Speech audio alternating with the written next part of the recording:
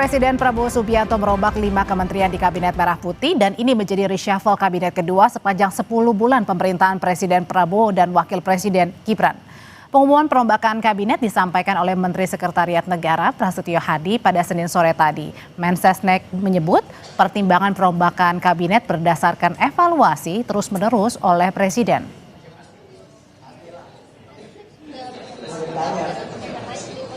Bapak Presiden memutuskan untuk melakukan perubahan susunan Kabinet Merah Putih pada beberapa jabatan kementerian. Di antaranya, yang pertama, Kementerian Koordinator Politik dan Keamanan. Yang kedua, Kementerian Keuangan. Yang ketiga, Kementerian Perlindungan Pekerja Migran Indonesia. Keempat, Kementerian Koperasi. Dan kelima, Kementerian Pemuda dan Olahraga. Senin sore, Presiden Prabowo Subianto langsung melantik 4 dari 6 menteri baru di Kabinet Merah Putih. Di antaranya adalah Menteri Keuangan Purbaya Yudi Sadewa, Menteri Koperasi Ferry Juliantono, dan Menteri Perlindungan Pekerja Migran Indonesia Mukhtarudin. Selain itu, Presiden juga melantik Menteri Haji dan Umroh Muhammad Irfan Yusuf, Wakil Menteri Haji dan Umroh Daniel Ansar Simanjuntak. Sementara untuk 2 nama lainnya yang menjadi Menteri Koordinator Bidang Politik dan Keamanan, serta Menteri Pemuda dan Olahraga belum diungkap Presiden. Menteri Keuangan yang tadinya dijabat oleh Sri Mulyani kini digantikan oleh Purbaya Yudi Sadewa. Purbaya Yudi Sadewa sebelumnya adalah Ketua Dewan Komisioner Lembaga Penjamin Simpanan atau LPS. Sebelumnya ia juga pernah menempati sejumlah posisi penting di pemerintahan. Ia pernah menjabat sebagai Deputi Bidang Koordinasi Kedaulatan Maritim dan Energi di Kementerian Koordinator Bidang Kemaritiman dan Investasi. Berikutnya adalah Menteri Koperasi Budi Aris Setiadi yang digantikan oleh Ferry Juliantono. Ferry Juliantono, saudara, sebelumnya menjabat sebagai Wakil Menteri Koperasi. Lalu ada posisi Menteri Perlindungan Pekerja Migran Indonesia, Abdul Qadir Karding, diisi oleh Mukhtarudin. Mukhtarudin sebelumnya adalah anggota DPR RI dari fraksi Partai Golkar. Adalah juga Menteri Pemuda dan Olahraga yang sebelumnya dijabat Dito Aryo Tejo juga digantikan. Tapi ini sosok penggantinya masih belum diketahui hingga sekarang. Nah, posisi berikutnya adalah Menteri Koordinator Politik dan Keamanan yang sebelumnya dijabat oleh Budi Gunawan pun juga digantikan. Tapi sama-sama ini sosoknya untuk pengganti dari Budi Gunawan masih kosong. Presiden juga melantik kementerian baru yakni Menteri Haji dan Umroh. Menteri Haji dan Umroh dijabat oleh Muhammad Irfan Yusuf serta Daniel Ansar Simanjuntak sebagai Wakil Menteri Haji dan Umroh.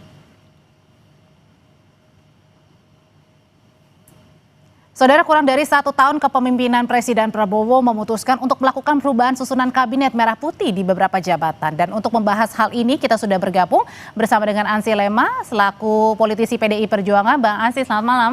Malam, Audrey. Dan ada juga Adi Praitno, Direktur Eksekutif Parameter Politik. Selamat malam, Mas Adi. Selamat malam, Audrey. Saya mau pertanyaan yang sama buat ke Bapak-Bapak. Saya mau nanya dulu deh ke Mas Adi. Mas Adi, perombakan reshuffle kedua bagi Kabinet pemerintahan Pak Prabowo. Mengejutkankah Senin sore ini nama-nama yang beredar? Ya, kalau saya mau jujur sebenarnya tidak terlampau mengejutkan karena nama-nama yang diganti itu adalah nama yang sebenarnya sejak awal terkonfirmasi sudah mendapatkan protes dan resistensi dari publik untuk segera dilakukan evaluasi terukur. Misalnya Pak Budi Ari kan ketika dikaitkan dengan sejumlah kasus tertentu, itu kan mulai muncul desakan. Ini kan untuk mencitrakan bahwa clean and good governance pemerintahan kali ini kan betul-betul terjaga. Begitupun dengan Pak Karding, dulu sempat mengeluarkan satu statement bahwa untuk mengurangi pengangguran di Indonesia, kabur aja dulu. Adalah solusinya bekerja di luar negeri. Sampai Pak Menteri saat itu, Pak Karding sampai minta maaf kan secara terbuka. Bukan itu maksudnya. Dan yang terakhir tentu tidak terlepas dari foto yang belakangan beredar kan, main domino dengan pihak tertentu yang dinilai pernah punya kasus tertentu. Adalah hal-hal yang saya kira secara explicitly terkonfirmasi bahwa sebenarnya sejak lama ada sejumlah menteri yang memang tinggal menunggu waktu untuk segera diganti. Ataupun Pak Dito ya, Menteri Pemuda dan Olahraga, harus kita akui performa di bidang olahraga dan kepemudaan kita kan memang jauh panggang dari api. Voli ataupun misalnya bulu tangkis kita bisa cek. Bulu tangkis adalah olahraga andalan kita. Meski tidak seheboh sepak bola misalnya, tapi kan sudah beberapa tahun ini tidak pernah lagi dia tampil ke podium utama untuk memenangkan di event-event besar sekalipun. Jadi banyak sekali hal-hal yang bisa ditangkap oleh publik di permukaan. Meski kita tidak pernah tahu persis ya apa argumen yang dimiliki oleh pemerintah terkait dengan reshuffle ini. Tapi kan publik mencari satu persatu, menganyam kira-kira apa anatomi yang kemudian membuat puzzle ini terjawab. Yaitu adalah sesuatu yang kemudian muncul di permukaan. Berarti ibaratnya bisa dilihat bahwa nama-nama yang memang sudah diubah ini adalah menteri-menteri yang bisa kita katakan yang bermasalah begitu? Ya artinya menteri yang kemudian diganti ini kalau kita mau jujur adalah menteri yang sebenarnya tinggal nunggu waktu untuk melakukan pergantian. Karena dalam evaluasi publik ini kan resultantenya tidak positif, dia negatif, selalu mendapatkan sorotan. Dan bahkan kalau dalam konteks Bu Sri Mulyani, bagi saya ini adalah win-win solution. Kita dengar rumor beberapa waktu yang lalu bahwa Sri Mulyani sudah berulang kali minta untuk mengundurkan diri dalam konteks posisinya sebagai Menteri Keuangan. Tapi kan masih ditahan oleh pemerintah. Per hari ini ketika begitu banyak juga desakan publik supaya ada evaluasi, karena ada sejumlah kebijakan-kebijakan yang bukan solutif, maka ini adalah momen yang pas ketika ada pergantian dan seterusnya. Meskipun tadi Pak Mensesnek bilang bukan mengundurkan diri Bu Sri Mulyani ataupun dicopot begitu.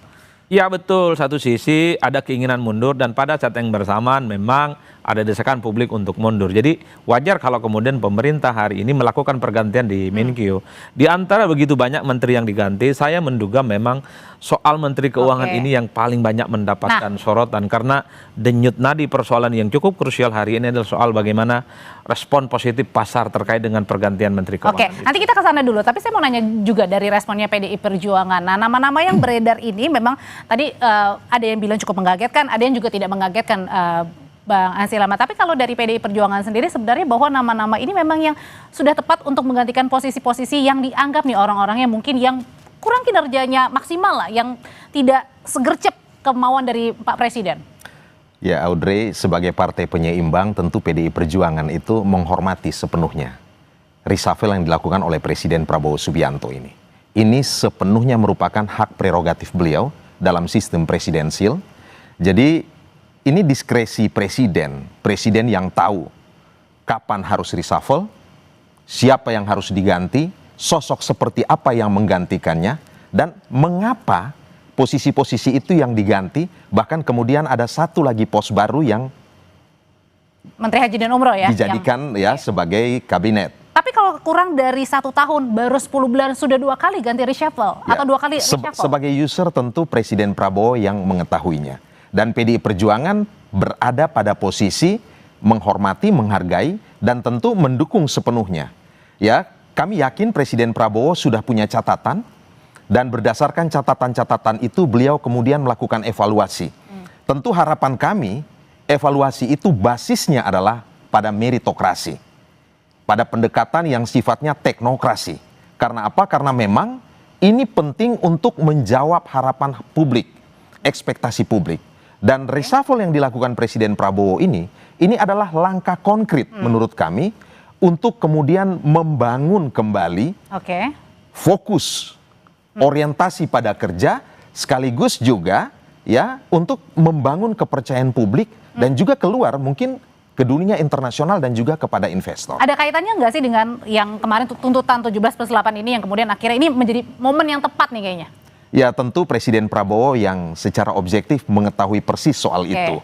Ya, para pengamat tentu bisa memberikan analisis, mengetahui persis apa yang menjadi alasannya. Tadi Mas Adi sudah sangat eksplisit sebenarnya menjelaskan beberapa hal dikaitkan dengan posisi yang di reshuffle. Tetapi PDI Perjuangan sebagai partai penyeimbang, kami boleh mengatakan bahwa dalam reshuffle ini kami sama sekali tidak terkait apa-apa. Ya, tidak terkait apa-apa. Tetapi kami ingin memastikan bahwa pemerintahan ini bisa bekerja secara efektif, fokus, dan para menteri yang mendapatkan kepercayaan dari presiden ini ini ukirlah prestasi, buatlah legacy, sehingga kemudian pemerintahan ini Oke, baik. sungguh bisa menjawab kepercayaan dari publik. Oke, juga sudah bergabung melalui sambungan Zoom, sudah ada Wakil Ketua Umum Partai Golkar, Ahmad Doli Kurnia. Selamat malam, Bang Doli. Selamat malam, Andre. Ya, Bang Doli, pertanyaan yang sama saya tujukan kepada Bang Doli. Ini perombakan kabinet sore hari ini mengagetkan Partai Golkar kah? Karena ada nama juga Menpora Dito Aryo Tejo yang kemudian digantikan, meskipun kita masih tanda tanya ya apakah nanti sama-sama dari Partai Golkar atau enggak, meskipun juga ada nama Pak Muhtarudin yang akhirnya masuk menggantikan Mas Abdul Qadir Karding. Iya, pertama tentu yang namanya pergantian kabinet, reshuffle kabinet itu adalah sepenuhnya hak prerogatifnya Presiden, dalam hal ini Pak Prabowo. Dan saya kira memang karena selama ini kan selalu ya di dalam proses penyusunan priorisasi kabinet itu dilalui dengan pemilihan umum yang hampir tidak pernah ya ada presiden yang terpilih hanya didukung oleh 1-2 partai politik, selalu didukung oleh koalisi yang cukup besar. Dan tentu itu juga akan menjadi pertimbangan seorang presiden untuk menyusun kabinetnya gitu.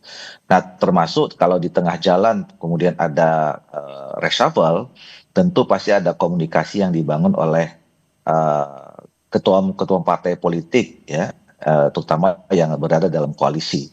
Nah, jadi saya yakin dalam beberapa hari terakhir ini, karena memang kami dari Partai Golkar selalu untuk membicarakan soal susunan kabinet ini dipercayakan sebagai representatif Partai Golkar itu adalah Ketua Umum, saya kira pasti juga memang sudah ada komunikasi antara Ketua Umum kami dengan Pak Presiden. Kalau untuk nama Mas Dito sendiri, ini dadakan atau gimana Bang Doli? Karena kan memang sampai dengan sekarang yang menggantikan Mas Dito ini katanya masih di luar negeri dan akhirnya belum dilantik oleh Pak Presiden. Iya, saya isi pembicaraannya apa detailnya saya tidak tahu ya.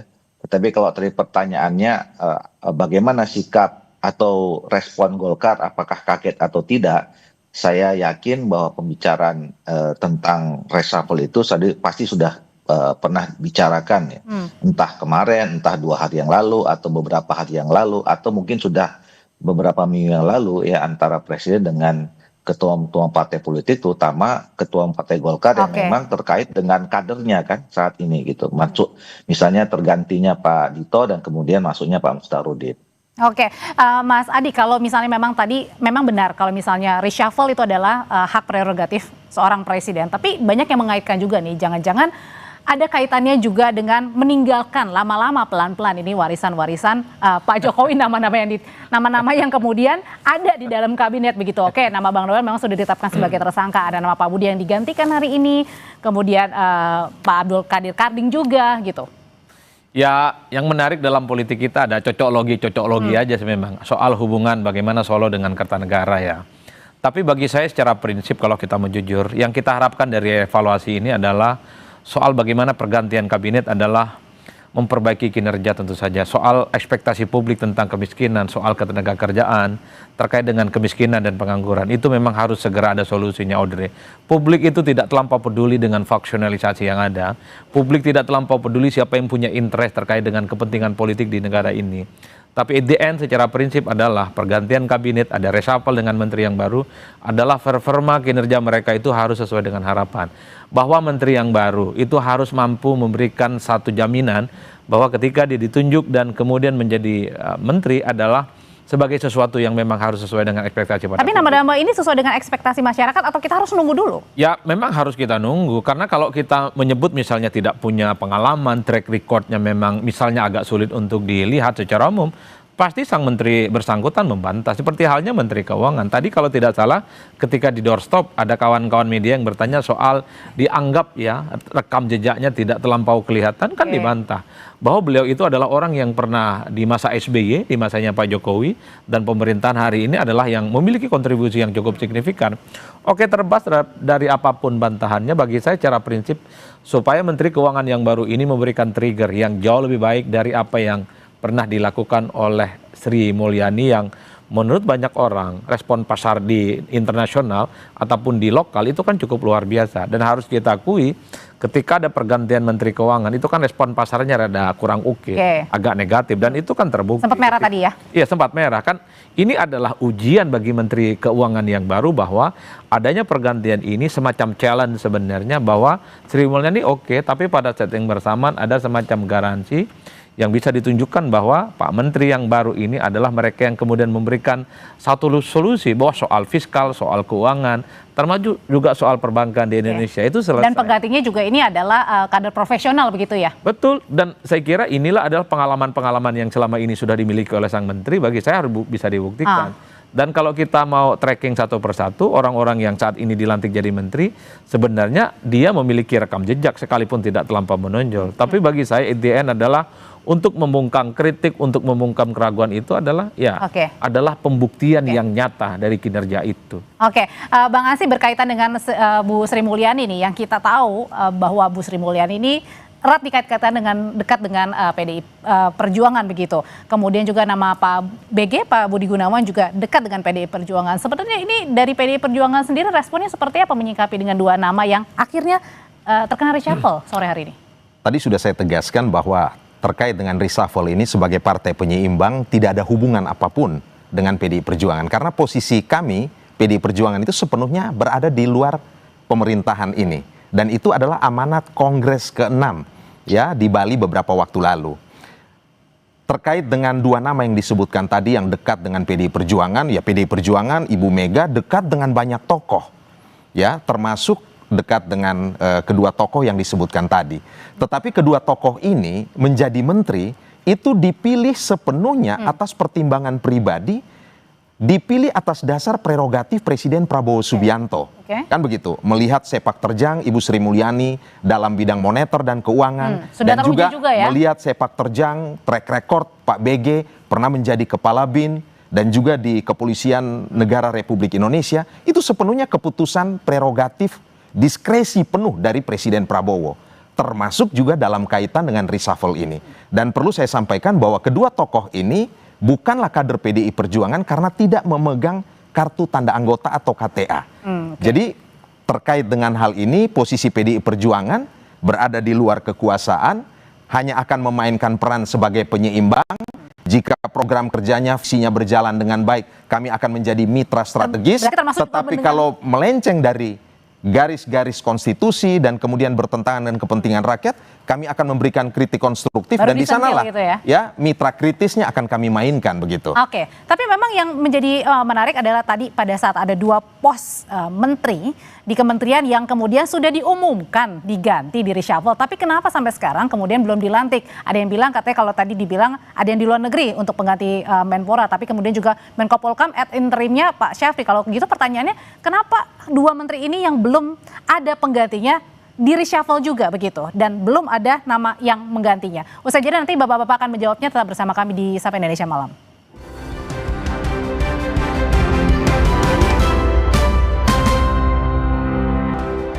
Menyambung pertanyaan saya sebelumnya, jadi Bang Doli, menurut Anda sendiri kenapa akhirnya diumumkan dua menteri yang di reshuffle, ada Menko Polhukam dan juga Menteri Pemuda dan Olahraga yang kemudian sudah diumumkan akan terkena reshuffle, tapi penggantinya belum ada dan belum dilantik sampai sekarang? Waduh, saya kalau itu kan soal teknis sekali dan itu berkaitan dengan tadi ya, bagian terdalam dari soal kewenangan atau hak prerogatif presiden ya. Kan saya sih mengatakan ya, kapan, siapa, dan bagaimana ya cara reshuffle itu semuanya sepenuhnya hak prerogatif presiden. Jadi kalau ada dua nama yang sementara ini, dua pos yang dianggap harus berhenti dan kemudian penggantinya belum dilantik sama dengan yang tadi dilantik, ya saya kira itu yang paling tahu Pak Presiden ya. Nah, dan kemudian di istana. Oke, kalau Menteri Pemuda dan Olahraga sendiri, Mas Dito kan kader Partai Golkar. Nah, ini akan digantikan, kalau menurut informasi yang mungkin Bang Doli juga sudah terima, akankah sama dari Partai Golkar juga nih yang menggantikan? Ya itu tadi, kita tidak berani berspekulasi ya Audrey ya, karena nama-nama itu kan tentu persetujuan terakhirnya adalah presiden ya. Dan saya yakin tadi saya mengatakan bahwa memang pasti ada pertimbangan dari unsur perwakilan dari partai-partai politik koalisi. Tetapi yang paling menjadi pertimbangan pertama Pak Presiden adalah bagaimana pergantian menteri-menteri ini untuk dapat meningkatkan kinerja kabinet secara keseluruhan. Jadi saya kira itu yang menjadi pertimbangan. Nah, siapa orangnya, sekali lagi pertimbangan itu adalah ada pertimbangan Pak Presiden. Oke, ada nama ada nama yang belum dilantik begini, Menko Polhukam dan juga Menteri Pemuda dan Olahraga. Kira-kira PDIP akan diajak untuk gabung atau enggak nih Bang? Keputusan tertinggi di PDI Perjuangan itu di Kongres. Dan kemarin secara eksplisit sudah disampaikan bahwa kami partai penyeimbang. Tapi kan belakangan selalu dan berada di luar Mbak Puan kekuasaan. dekat dengan Pak Prabowo kan? Itu bagian dari komunikasi politik Mbak Puan sebagai Ketua DPR RI. Ada Ketua DPR, di situ juga ada Ketua MPR kalau kita lihat. Dalam acara-acara resmi kenegaraan, ya memang Mbak Puan menjalankan tugas sebagai Ketua DPR RI. Tapi di sebelahnya Pak Prabowo terus. Memang seperti itu memang. Relasi antara legislatif dan eksekutif. Kan begitu. Dan itu hal yang biasa dalam sistem ketatanegaraan kita. Tetapi yang ingin saya tegaskan bahwa tentu reshuffle kabinet ini PDI Perjuangan menyambutnya dengan positif saja, dengan konstruktif saja. Apa Pak Prabowo juga kemudian juga ini nggak sih curhat atau mungkin berpikir pandangan lah, tukar pandangan gitu dengan PDI Perjuangan? Ya, relasi Pak Prabowo dan Ibu Mega sebagai presiden kelima ini tentu sudah panjang dan punya hubungan yang relatif baik. Dan pasti kedua tokoh kalau bertemu pasti bicara tentang kepentingan bangsa dan negara, kan begitu. Dan hari ini publik juga melihat bahwa PDI Perjuangan konsisten berada di luar kekuasaan memainkan dua peran tadi. Tetapi kalau ditanya harapan kami, tentu kami melihat kalau dianalogikan pemerintahan ini tuh kan ibarat seperti sebuah orkestrasi dengan konduktornya itu Presiden Prabowo. Syarat agar pemerintahan ini bisa sukses, pertama loyalitas terhadap presiden itu harus tegak lurus dan mutlak. Loyalitas terhadap visi dan misi terutama. Loyalitas ini akan membentuk yang namanya soliditas kabinet. Harus solid dalam bekerja. Juga mendorong yang namanya sinergitas. Sinergi antara para menteri dan seterusnya akan mendorong juga stabilitas pemerintahan dan ujungnya efektivitas kerja dari pemerintahan ini. Harapan PDI Perjuangan, Presiden Prabowo akan memimpin pemerintahan ini dan reshuffle kabinet ini semacam sebuah penyegaran, revitalisasi, ya, menambah amunisi baru sehingga kemudian bisa bekerja secara lebih baik. Dengan menambah amunisi baru, kira-kira nih Mas Adi, kita berandai-andai aja, ada 2 pos tadi yang belum diumumkan kan. Sudah ada reshuffle, kemudian juga tapi belum ada namanya. Kira-kira akankah nama itu milik PDI Perjuangan? Saya enggak sih kayaknya. Apa Mas Adi nih? Kalau melihat gestur dan iman politiknya, PDIP itu memang lebih memilih berada di luar kekuasaan dan tetap menjaga hubungan baik dengan pemerintah. Jadi itu adalah 2 opsi main 2 kaki sebenarnya. Enggak, sebenarnya gini, kalau gitu artinya adalah tidak akan ada kader PDI Perjuangan yang masuk atau mungkin saja ya mungkin ada titipan nama tapi profesional mungkin kalangan. Ya bagi PDIP per hari ini sebenarnya kerjasama politik semacam ini sudah terjadi. Audrey, kalau kita membaca literatur tentang koalisi, itu tidak harus ada kader partai yang masuk dalam pemerintahan. Jadi eksekutif, jadi menteri, kepala badan dan seterusnya. Kerjasama itu bisa dilakukan di parlemen. Dan kita tahu per hari ini, PDIP sekalipun berada di luar kekuasaan, tapi posisi-posisi kunci, alat-alat kelengkapan dewan, dalam banyak hal PDIP juga mendapatkan proporsi yang cukup maksimal. Selain partai pemenang pileg, tapi ini kan menunjukkan betapa hubungan baik antara PDIP dengan Gerindra, yang ini dikonotasikan sebagai hubungan kakak adik, sedang baik-baik saja. Jadi bagi PDIP sebenarnya nggak terlampau punya intensi untuk kali ini ya, menjadi bagian di dalam pemerintahan, entah kadernya atau orang yang teridentifikasi menjadi bagian dari PDIP. Karena memang resultante keinginan publik ada partai politik yang berada di luar, entah di kemudian hari. Karena kita tahu bahwa dalam sistem presidensialisme multipartai, menjelang pemilu, ada potensi yang disebut dengan oposisi dari dalam. Bukan tidak mungkin partai-partai politik pro Pak Prabowo Subianto, at the end menjelang pemilu 2029 mereka itu bermanuver, ada resisten, menolak kebijakan, dan tentu sedang cari perhatian kepada pemilih. Ketika ada gejolak, disitulah pentingnya PDIP sebenarnya menjadi partai yang dibutuhkan untuk menjadi stabilisator. Bagaimana di tengah gonjang-ganjing itu ada partai besar, partai pemenang pileg yang bisa menggaransi betapa soliditas dan kekuatan politiknya bisa di backup secara signifikan. Tapi 2 posisi pos itu kan memegang peranan yang sangat penting, Menteri Politik dan Keamanan yang kita tahu tadi baru saja terjadi goncang-ganjing di akhir Agustus lalu. Ini juga memegang peranan penting, termasuk juga dengan Menpora sendiri yang juga sebentar lagi kita akan menghadapi laga-laga lainnya begitu. Nah, terutama juga kualifikasi Piala Dunia. Nah, kira-kira menurut Mas Adi sendiri ini akan diisi oleh kalangan profesional, kader kembali, tapi kita nggak tahu kadernya mana, atau tetap balik lagi ke posnya Golkar misalnya Menpora? Kalau rumor yang belakangan berkembang ya, konon kan ini dikait-kaitkan dengan pengganti Dito itu adalah kader Golkar. Kalau ini yang terjadi maka Bang Doli dan Golkar yang menang banyak. Karena menteri yang satunya lagi itu kan sudah jadi pengganti menteri. Mas Kadir ya? Penggantinya Mas Karding ya. Ya. Tapi bagi saya secara eksplisit ya, siapapun yang jadi menteri, mau profesional, mau dari partai politik, dia harus ngerti betul bagaimana memajukan perolahragaan di Indonesia. Cukup sudah harapan besar kita untuk tampil di Piala Dunia itu selesai, dan harus ada semacam oase bahwa menteri ini bisa menggaransi bahwa kita bisa berlaga di Piala Dunia yang saya kira ini adalah mimpi jutaan rakyat di Indonesia. Dan tentu pada saat yang bersamaan cabang-cabang olahraga yang lain, Audrey, yang selama ini menjadi kebanggaan kita bicara di dunia internasional, bulu tangkis salah satunya, itu perlu dibenahi kok. Kita dulu bola boleh kalah, basket bola kalah, voli bola kalah, tapi ada semacam olahraga yang kemudian membuat kita begitu banyak bicara di dunia internasional, bulu tangkis. Hari ini, beberapa tahun ini kita saksikan di event-event manapun, persoalan bulu tangkis di Indonesia kita tidak bisa begitu. Okay. Bahkan kita secara perlahan sudah mulai bisa disalip oleh ganda putra Malaysia, ganda campuran Malaysia, dan seterusnya dan seterusnya. Jadi PR besar itu Jadi buat PR Menpora besar. ya. Dan bagi saya siapapun yang jadi menteri, jangan kait-kaitkan ini soal insentif politik elektoral 2029. Nggak ada kaitannya. Pileg dan Pilpres itu bukan soal dia bisa menjadi sesuatu yang bisa memajukan olahraga, tapi Pileg dan Pilpres itu seberapa sering dia turun ke Kalau gitu rakyat, singkat. itu aja. Nah, kalau Menko Polkam? Kalau Menko sebenarnya adalah posisinya mengkoordinasi, tidak punya kewenangan untuk mengeksekusi kebijakan-kebijakan strategis. Kalau mau jujur sebenarnya, misalnya PDIP ataupun partai yang lain mau bergabung, jangan di Menko, tapi ambil menteri-menteri yang pada level eksekutor. Menko itu hanya mengkoordinasi sejumlah kementerian dan tidak punya alat untuk mengeksekusi. Karenanya terlampau tanggung sebenarnya. Kalau ingin menjadikan PDIP sebagai partner, ambil Menko. Bagi saya kalau mau ambil saja menteri-menteri yang memang down to earth dan menyentuh langsung kebutuhan-kebutuhan rakyat. Seperti bukan apa? hal-hal yang misalnya tidak terlampau menjawab pertantangan-tantangan. Ya menteri-menteri yang kemudian dia bisa bekerja langsung menyentuh kebutuhan masyarakat. Banyak itu kalau mau kita sebutkan satu persatu. Cuman kan sensitif kalau disebutkan. Nanti ada reshuffle berikutnya lagi ya. Bisa panjang jalan ceritanya. Oke, Mas Adi terima kasih, Bang Nansi terima kasih, Bang Doli terima kasih. Selamat malam Bapak-bapak. Dan saudara, informasi tadi sekaligus menjadi penutup perjumpaan kita di Sapa Indonesia Malam. Kami mengingatkan Anda jangan lupa untuk mencukupi kebutuhan air mineral setiap harinya dan rasakan kesejukannya. Saya Audrey Chandra pamit, dan tadi ada My Sister Tarikan pamit juga. Terima kasih, selamat malam. Silakan Bapak-bapak minum. Boleh minum Bapak.